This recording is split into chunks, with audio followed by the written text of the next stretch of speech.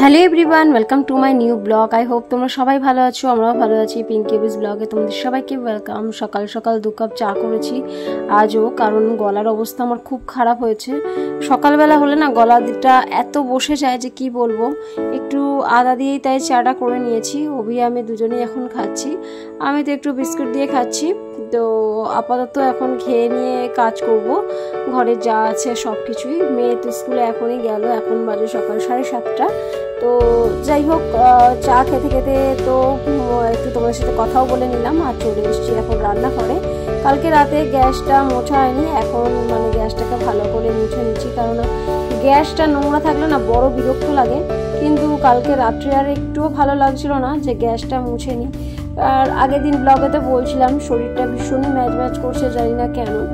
তো যাই হোক, দেখো গ্যাসটা মোছা হয়ে গেছে। গ্যাস আমি সবসময় কি করি, রান্না করতে করতে একটা ভেজা কাপড় রাখি, সেই কাপড় দিয়ে আমি সবসময় মুছে নিই, তাহলে খুব একটা আর কি নোংরাটা পড়ে না। কিন্তু কালকে যে ঝোলটা রান্না করেছিলাম সেইটা পড়ে গিয়ে আর কি নোংরা হয়ে গিয়েছিল। আর এখানে দেখো আমি হাঁড়িতে জল বসিয়ে দিয়েছি, ভাতটা বসিয়ে এখন ঘরে যা আছে সব ডাস্টিংয়ের কাজগুলো করে নেব।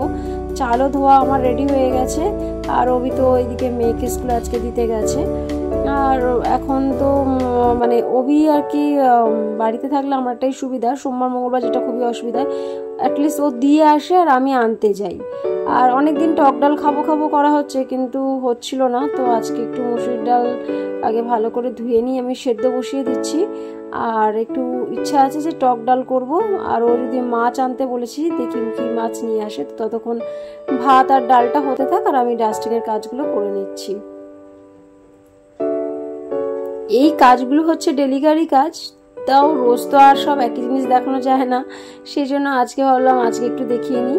তো যাই হোক, দেখো আমি সব একদম ক্লিন করে মুছে নিচ্ছি।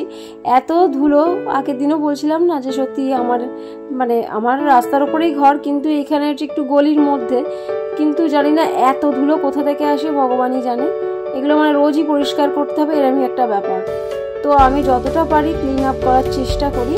আর এই যে গাছটা দেখছি স্ট্রবেরি ঝুলছে, এটাতে তো পুরো ঝুল ভরে যায়।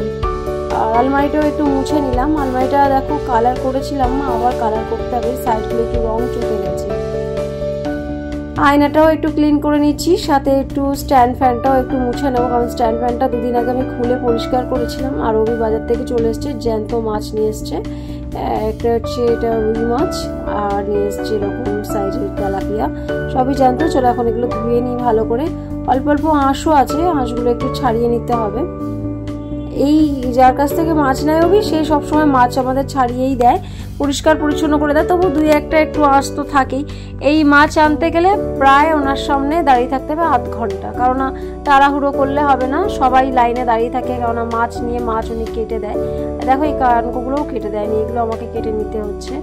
আর এইগুলো করতে গেলে না আঙুলের এই মাথা আমার ভীষণ লাগে, ভেতরে যে নখের ভেতরে যে চামড়াটা থাকে না, সেটা প্রায় অনেক সময় না কেটে যায়, যেটা আজকেই আমার হয়েছে, আঙুলের মাথা ভীষণই ব্যথা হয়েছে। তো যাই হোক, দেখো আমি আর কি বলে তেলাপিয়া মাছের আঁশগুলো ভীষণ শক্ত হয়, একটু ভিজিয়ে রাখলে হতো, কিন্তু হাতে আবার টাইম নেই, মেয়েকেও আনতে যাওয়ার ব্যাপার আছে। তো মাছ ভালো করে ধুয়ে আমি নুন হলুদ মাখিয়ে নিয়েছি। আর এদিকে দেখো ডাল সেদ্ধও হয়ে গেছে, ভাতও হয়ে গেছে। ডাস্টিংয়ের কাজ করতে করতে কত কাজ হয়ে গেল এদিকে। আর এদিকে মাছটা ভাজতে দিয়ে দিচ্ছি।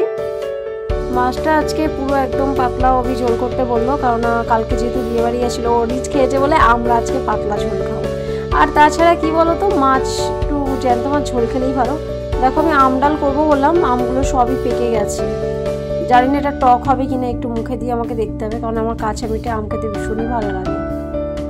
আমের খোসাগুলো বেশ নরমও আছে, তাড়াতাড়ি ছাড়ানোও হয়ে যাচ্ছে।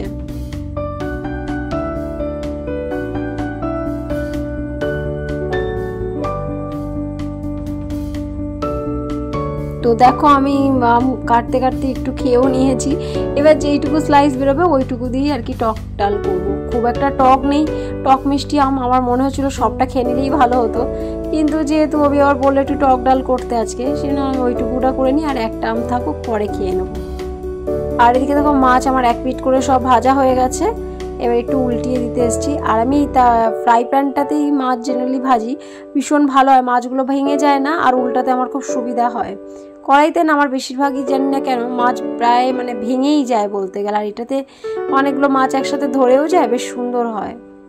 তো এবার এখানে আমি বসিয়ে দিচ্ছি ডালের ওই ফোড়ন দেবো, যে একটু সর্ষে আর শুকনো লঙ্কা ফোড়ন দিয়ে দেবো।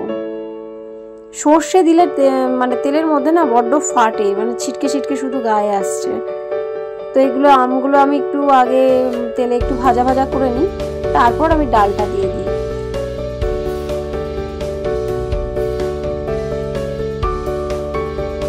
গন্ধটা কিন্তু খুব ভালোই বেরিয়েছে, মানে আমটা আমি ভাবছিলাম হয়তো খুব একটা ভালো হবে না, কিন্তু মুখে একটু টেস্ট করে দেখলাম নুন মিষ্টিটা দেখলাম সব ঠিকঠাকই আছে। আর এখানে আলুগুলো ছাড়িয়ে নিচ্ছি, এই আলুগুলো দিয়ে একটু ঝোল করব। দুটো আলু দিচ্ছি কারণ ওই তো মানে লাঞ্চ আজকে নিয়ে যায়নি, আমি আজকে স্কুলে মেয়েকে যখন আনতে যাব ওর লাঞ্চটা নিয়ে যাব। তাও তো দোকানেও মাছ খায় না, আমি ওই ডিম ভেজে নিয়ে যেতে হবে, ওর যেটা ফেভারিট সেটাই। তো দেখো আমার আলুগুলো সব সরু সরু করে কেটে নিচ্ছি।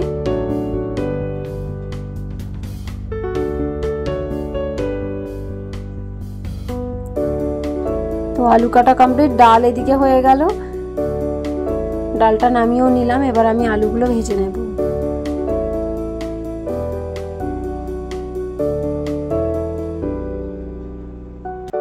আলু ভাজতে ভাজতে ওদিকে একটা মানে যে ডিমটা নিয়ে যাব সেই ডিম ভাজাটাও রেডি করে নিচ্ছি, কেননা মোটামুটি ঘড়িতে বেজে গেছে 12টা, কারণ আমার 1টার সময় বেরোতে হবে, নালে 1:40 মেয়ের যেহেতু ছুটি হয়, নাহলে আমি প্রপার টাইমে ঠিক যেতে পারবো না। তো আমি যে তাড়াতাড়ি করে ডিমটাও ভেজে নিচ্ছি ওর জন্য।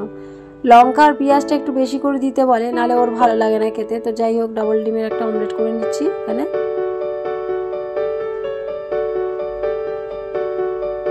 সকালবেলা না ভীষণ তাড়াহুড়ো থাকে, মানে কি বলবো, মানে প্রত্যেকটা বাড়িতেই নিশ্চয়ই এরকম তাড়াহুড়োই থাকে। তো যাই হোক, তাড়াহুড়ো করে কাজ করলে ভালোই হয়। আর এখানে মানে মাছের এটা আমি রেডি করে নিচ্ছি, একটু কাশ্মীরি লঙ্কাগুলো, হলুদ, জিরে দিয়ে দিচ্ছি। আর আলাদা করে আর মশলা কষাবো না, টাইম হবে না, একসাথেই করছি। দিয়ে দিলাম 2টো কাঁচা লঙ্কা, এবার একটু সটে করে নেবো, নিয়ে তারপর একটু জল দিয়ে দেবো।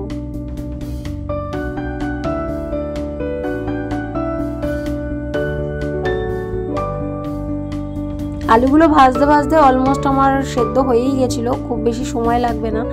আর আমি দিয়ে দেবো একটু ধনে পাতা, এরকমভাবে না খেতে ভীষণ ভালো লাগে। আর একটু গরম মশলা আর একটু পরেই দিয়ে নামিয়ে নেব।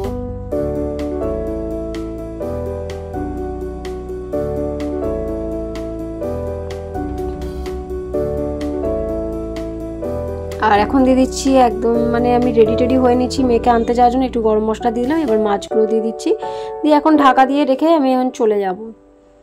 তারপর স্কুল থেকে এসে এটাকে ঢেলে নেব।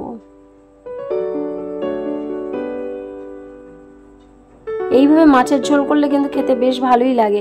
আমি এটা আমার শাশুড়ির থেকেই শিখেছি। আমি আজকে আদাটা ছিল না বলে আদাটা দেওয়া হয়নি। তো আকাশটার অবস্থা দেখো, এখনই আমি বেরোবো, জানি না, মনে হচ্ছে এখনই ঝমঝমিয়ে বৃষ্টি আসবে।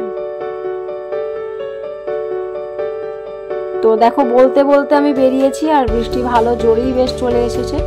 কিন্তু আমাদের একটা সিস্টেম আছে না, যখনই স্কুল ছুটি হয় আগেও বৃষ্টি হয় না, পরেও বৃষ্টি হয় না, ঠিক স্কুল ছুটির টাইমটাতেই বৃষ্টি হয়। তো জানি না আজকে মনে হয় রিক্সাও পাবো না হয়তো, আমি এখন হেঁটে হেঁটেই যাই। আর কি করবো, এক হাতে ছাতা ধরেছি, মোবাইল ধরেছি, আবার দেখো ওবির এদিকে লাঞ্চ বক্সটাও নিয়ে যেতে হচ্ছে।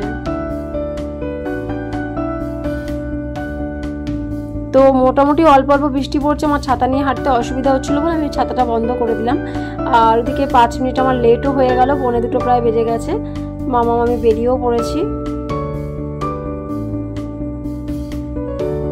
দেখছো কি অবস্থা হলো, একটুখানি বৃষ্টিতে মনে হচ্ছে কত বৃষ্টি হয়ে গেছে, বেশ মানে কাদা কাদাই হয়ে গেল জায়গাগুলো। তো আমি ওবিকে খাবারটা দিয়ে দিয়েছি, লাঞ্চটা, আর এখানে আমি রিক্সা পেয়েও গেছি, এখন যাচ্ছি বাড়ি। তবে এখনো আকাশের ঘোর কাটেনি, মনে হয় ভালোই আবার বৃষ্টি আসতে পারে। মোটামুটি দেখো অন্ধকারই আছে।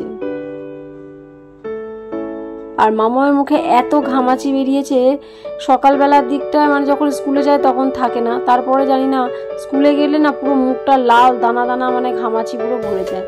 তো শুরু হয়ে গেছে আবার বৃষ্টি। আমাদের খাওয়া দাওয়া বাড়িতে এসে সব কমপ্লিট হয়ে গেল, মামাকে স্নানও করিয়ে দিয়েছি।